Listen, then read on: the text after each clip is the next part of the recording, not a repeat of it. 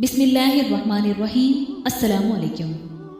جب یوسف علیہ السلام کے بھائی گھر پہنچے تو اپنے ابا جان سے کہا، ہمیں غلہ دینے سے انکار کر دیا گیا ہے، آپ ہمارے ساتھ بن یمین کو بھیج دیں تاکہ ہمیں غلہ مل سکے اور ہم یقیناً اس کی حفاظت کریں گے۔ یعقوب علیہ السلام کے سامنے 20 سال پہلے کا منظر آ گیا جب انہوں نے ہیلے بہانے کر کے یوسف علیہ السلام کو اپنے ساتھ لے کر گئے تھے۔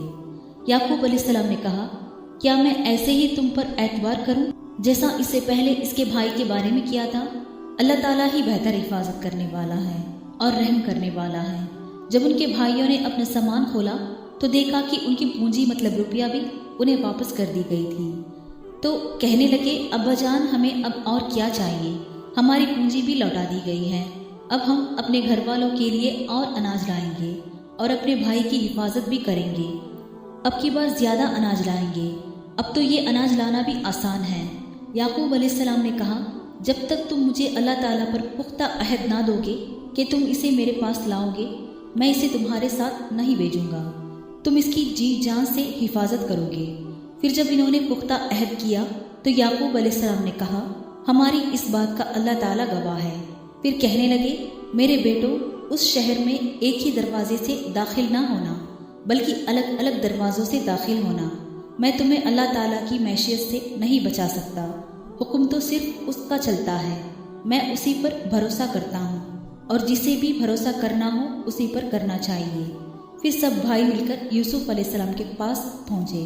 یوسف علیہ السلام نے اپنے بھائی بن یمین کو اپنے پاس بٹھایا اور اس سے کہا کہ میں تمہارا بچھڑا ہوا بھائی یوسف علیہ السلام ہوں، اور انہوں نے اسے اپنی آپ بیتی بن یمین کو بتائی اور ان سے بھی اپنے اہل خانہ مطلب گھر والوں کا حال حوال لیا۔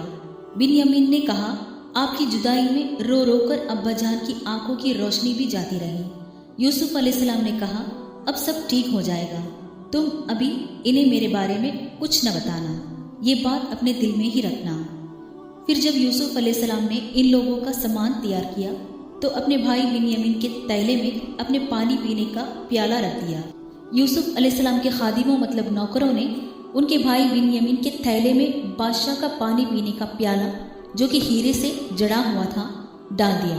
جب ان کے بھائی شہر کے باہر نکلے تو ان پیچھے سے بادشاہ کے سپاہیوں نے آواز لگائی، اے قافلوں والو، تم چور ہو، تم نے بادشاہ کا پیالہ چرایا ہے۔